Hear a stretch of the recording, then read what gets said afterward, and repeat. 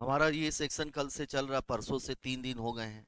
बहुत बड़ा सेक्शन और इम्पोर्टेंट सेक्शन। आपके एग्जाम में लास्ट क्लास में दिखाया भी था कि 2 क्वेश्चन इससे आए थे, एक 2 नंबर का और एक 5 नंबर का। 197।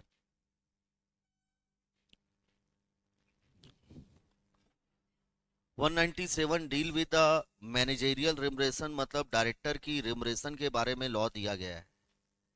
ये लॉ केवल पब्लिक कंपनी पर अप्लाई होता है, नॉट अप्लाई टू प्राइवेट और as well as government company.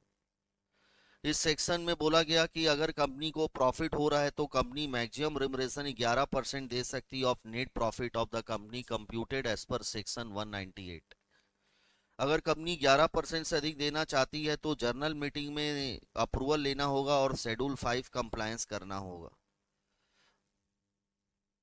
Bifurcation दिया गया रिमरेशन का कि अगर कंपनी में एक एमडी है या एक मैनेजर है या फिर एक वोल टाइम डायरेक्टर है तो हम उसको 5% दे सकते हैं, एक से अधिक है तो हम 10% दे सकते हैं।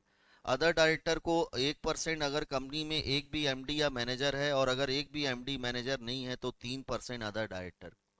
अगर कंपनी इस लिमिट से ज़्यादा देना चाहती है तो एसआर पास करना होगा, प्लस कंपनी का कोई डिफॉल्ट नहीं होना चाहिए in repayment of loan taken from the bank, public financial institution, non convertible debenture और अदर सिक्योर्ड क्रेडिटर। और अगर डिफॉल्ट है तो इनसे प्रायर अप्रूवल लेनी होगी before taking approval from the share holder. फिर हमने पढ़ा कि अगर रिमरेशन में क्या क्या इंक्लूड होगा और क्या क्या एक्सक्लूड होगा। इंक्लूड होगा कि कोई भी पेमेंट मिलता है डायरेक्टर को in respect of service render in any capacity. अगर डायरेक्टर कंपनी को किसी भी कैपेसिटी में कोई भी सर्विस देता है तो उसको रिमरेशन में इंक्लूड करेंगे। बट रिमरेशन में 4 बातें इंक्लूड नहीं होगी, बहुत इंपॉर्टेंट था।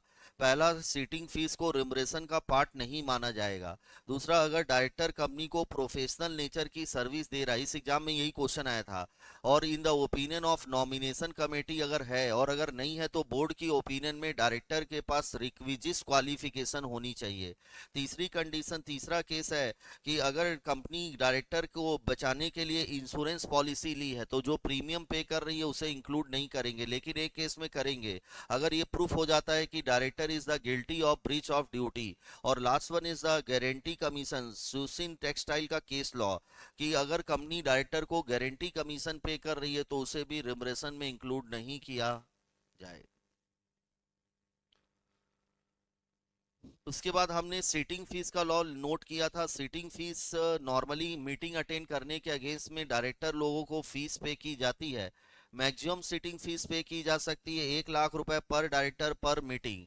और प्लस सीटिंग फीस जो वुमेन डायरेक्टर और इंडिपेंडेंट डायरेक्टर को दी जाएगी should not be less than the sitting fees payable to the other directors.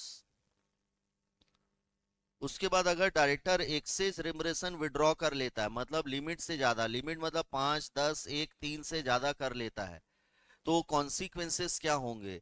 तो अगर डायरेक्टर एक्सेस रिमरेशन विड्रॉ कर लेता है तो लॉ बोलता है कि उसे रिफंड करना होगा जितना उसने एक्सेस विड्रॉ कर लिया है। टाइम भी दिया गया है 2 साल के अंदर या such shorter period as specify by the company. और कंपनी उसे वेव करना चाहती है, छोड़ना चाहती है, तो वेव कर सकती है। इसके लिए एसआर पास करना होगा, plus there is no default, और अगर डिफॉल्ट है तो लेंडर से प्रायर अप्रूवल लेनी होगी।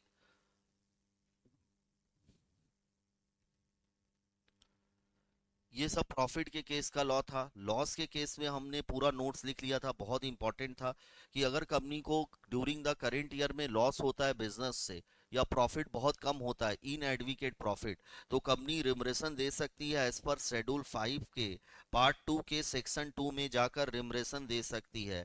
और वहां पर 2 केस दिए गए हैं, आइटम ए मतलब नॉन प्रोफेशनल के लिए, और item B is the if director act in the professional capacity.